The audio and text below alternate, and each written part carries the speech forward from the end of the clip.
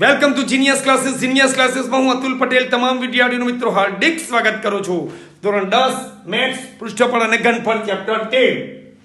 તો મિત્રો આજે આપણે ચેપ્ટર 13 ની અંદર આ ટાઈપનો એક લંબઘન છે. આ ટાઈપનો શું છે? એક લંબઘન છે. ચાલો, એ લંબઘનની લંબાઈ કેટલી? એની લંબાઈ કેટલી છે? 5.5. લંબાઈ કેટલી? આ 5.5 બરાબર છે. પછી પહોળાઈ કેટલી? આ પહોળાઈ કેટલી? આ લંબાઈ 5.5, પહોળાઈ કેટલી? 10 અને ઊંચાઈ માનો કે કેટલી છે? 3 છે. આ રીતે માનો. ચાલો, આ લંબાઈ કેટલી? 5.5 બરાબર છે. માનો કે આટલો પહોળો છે. આ પહોળાઈ કેટલી? 10 અને ઊંચાઈ કેટલી? 3.5. આ લંબાઈ, આ પહોળાઈ અને ઊંચાઈ. આ પહોળાઈ વધારે છે. લંબાઈ તો 5.5, પહોળાઈ અને ઊંચાઈ બરાબર. માપનો લંબઘન. હવે આ લંબઘન બનાવવા માટે 1.75 સેમી વ્યાસ અને 2 મીમી જાડાઈના કેટલા સિક્કા બને? માનો કે આ સિક્કો છે. આ શું છે? સિક્કો છે બરાબર છે.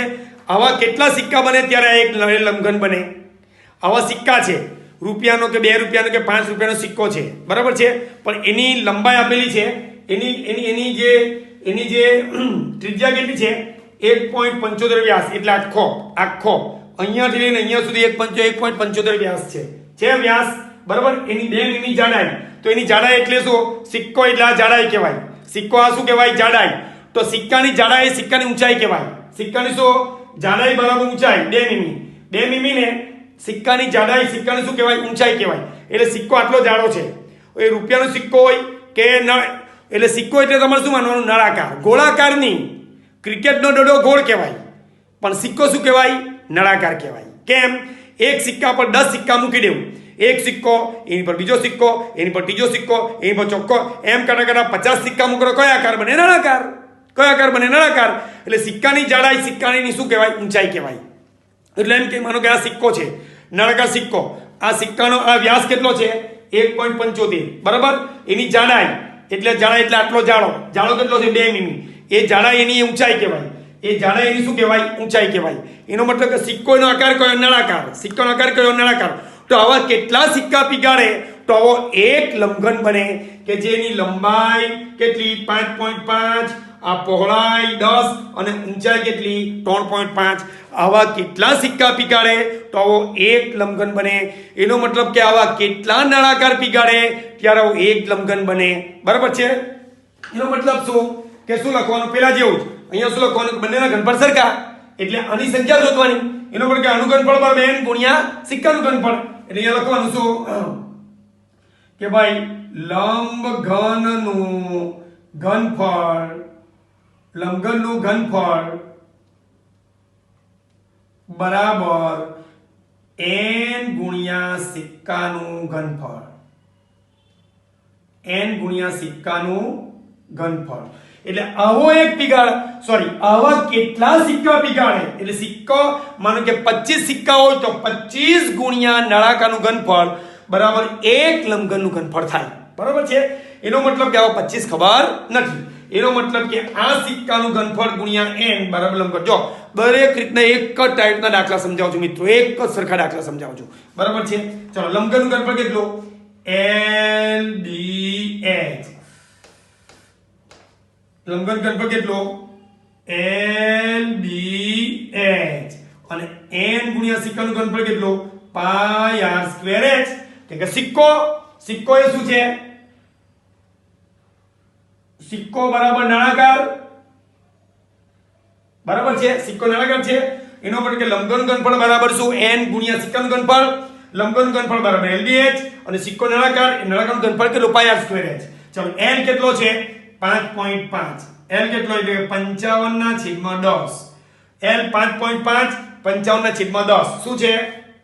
સેમી છે. Yes, semi. ચલો, પહોળાઈ કેટલી?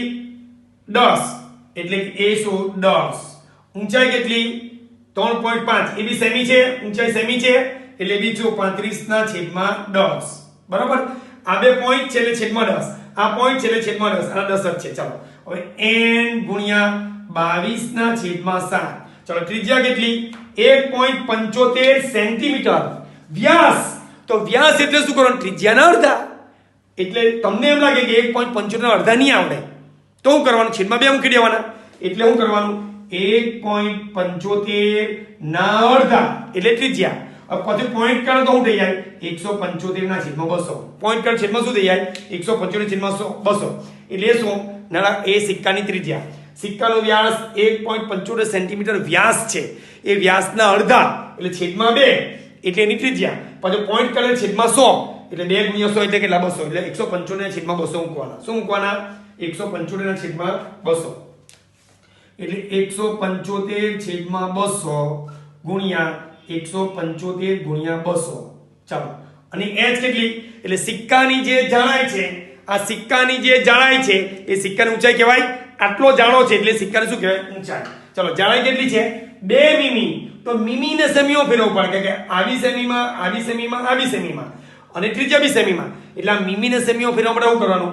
જાડાઈ બરાબર ઊંચાઈ. એટલે 2 મીમી ને સેમીઓ ફેરવવા માટે 10 વડે ભાગવાનું. શું કરવાનું? 10 વડે ભાગવાનું. એટલે ઊંચાઈ કેટલી? 2/10. ઊંચાઈ કેટલી? 2/10. ચાલો, હવે શું કરીએ? હવે n શોધવા માટે શું કરવાનું? જોજો. હવે મિત્રો જરાક આ 10 ગયા 10 ગયા. હું બધાને પહેલા આમ લાવી દેવા, પછી એક સાથે ઉડાડીશ. જોજો. એટલે કેટલા થાય? જરાક જોજો કેટલા થાય કે 55 ગુણ્યા 35 બરાબર છે. 55 ગુણ્યા 35 બરાબર છે. છેદમાં કેટલા? 10. 55 ગુણ્યા 35 છેદમાં 10. ચાલો, હવે આ 7 ગુણ્યા 200 જોજો. 7 ગુણ્યા 200 ગુણ્યા 200 ગુણ્યા 10 છેદમાં આ બધા નીચે છે ઉપર 22 ગુણ્યા 175 ગુણ્યા 175 ગુણ્યા 2 બરાબર n. જો આ n કે જે સિક્કાની સંખ્યા શોધવાની n ને એક તરફ રાખ્યો. n ને એક તરફ રાખ્યો એટલે 7 ગુણ્યા 200 ગુણ્યા 200 ગુણ્યા 10 નીચે છે, તો 7 ગુણ્યા 200 ગુણ્યા 200 ગુણ્યા 210 એ બરાબર ની આશરે ઉપર, અને 22 ગુણ્યા 175 ગુણ્યા 175 ગુણ્યા 2 ઉપર છે તો નીચે. રેડી? જો ફરી n એટલે 10 10 ગયા એટલે 55 ગુણ્યા 35 છેદમાં 10. અહીંયા એટલે 1 2 3 4 નીચે છે તો બરાબર ની આશરે ઉપર, એટલે ઉપર આવ્યા. 22 ગુણ્યા 175 ગુણ્યા 175 ગુણ્યા 2 ઉપર છે તો કાંઈ આવ્યા નીચે, અને આ n શોધવાના. હવે આને શાંતિથી ઉડાડવાના. અને શાંતિથી ઉડાડો કેટલા થાય? જો 10 ગયા 10 ગયા બરાબર છે. ચલો, હવે 11 દુ 22 એટલે કેટલા થાય? 11 પંચ્યા 55. 11 પંચ્યા 55. ચલો, હવે કેટલા? 2 ગુણ્યા 100 કેટલા? 200 બરાબર. 2 ગુણ્યા 100 કેટલા? 200. હવે કેટલા? 25 સતા 175. 25 સતા 175. 25 અઠા 200. 25 અઠા 200. 2 ચોક 8. 2 ચોક 8 બરાબર છે. હવે કેટલા થાય? હવે કેટલા થાય? હવે 25 ગુણ્યા 7. 25 ગુણ્યા 7 175 થાય. ચલો, 7 50 35. 7 50 35. ચલો, આ 5 50 25. આ 5 ગયા 5 ગયા એટલે કેટલા આવ્યા? 100 ગુણ્યા 4 400 સિક્કા આવે. કેટલા સિક્કા આવે? 400 સિક્કા આવે. એનો મતલબ શું કે આવા 400 સિક્કા પીગાડે ત્યારે આવો એક લંઘન બને. બરાબર છે? મતલબ કે આવા 400 સિક્કાને ભઠ્ઠીમાં પીગાડતા એક રસ થાય ને, અને આ ઘનફળ એકને પીગાડતા બંનેનો રસ સરખો થાય, બંનેનું ઘનફળ સરખું થાય. બરાબર છે? એનો મતલબ કે આવા લંઘનને બનાવવા માટે આવા કેટલા સિક્કા પીગાડવા પડે? એનો મતલબ કે લંઘનનું ઘનફળ બરાબર n ગુણ્યા સિક્કાનું ઘનફળ. સિક્કા ખબર નથી, સંખ્યા નંબર ઓફ કોઈન નથી ખબર, એટલે કે n ગુણ્યા સિક્કાનું ઘનફળ. સિક્કાનું ઘનફળ લંબનનું LBH n ગુણ્યા પાઈ r સ્ક્વેર h. l કેટલો? 55/10. b કેટલો? 10. અને h કેટલો? 35/10. n બેઠો પાઈ 22/7. ત્રિજ્યા 175 સેન્ટીમીટર વ્યાસ એટલે 175 સેમી વ્યાસ એટલે ત્રિજ્યા અડધી એટલે 175/2. પોઈન્ટ કરે છેદમાં 200 એટલે 175 200 કેટલી વાર? 8 વર્ગ એટલે 2 વાર. અને h કેટલી? એની h 2 મીમી. બરાબર છે? સિક્કાની આ જાડાઈ કેટલી છે? સિક્કાની જાડાઈ કેટલી છે? 2 મીમી. 2 મીમી એટલે સેમીમાં ફેરવવાનું, કારણ કે આડી સેમી આડી સેમી આડી સેમી એટલે સેમી એટલે 10 વડે ભાગવાનું. એટલે h બરાબર શું? 2/10. હવે n ને અહીંયા રાખો. આ 1 2 3 4 ને નીચે જ્યારે ઉપર લાવના બરાબર ની આશરે આવતા 22 ગુણ્યા 175 ગુણ્યા 175 ગુણ્યા 2 ઉપર છે તો કાં હવે નીચે ઉડાડતા 400 સિક્કા આવે. બરાબર છે? તો મિત્રો આ રીતે 400 સિક્કાને પીગાડવામાં આવે તો આખો એક લંઘન બને. તો આશા રાખું આવડી ગયો છે. Thank you very much.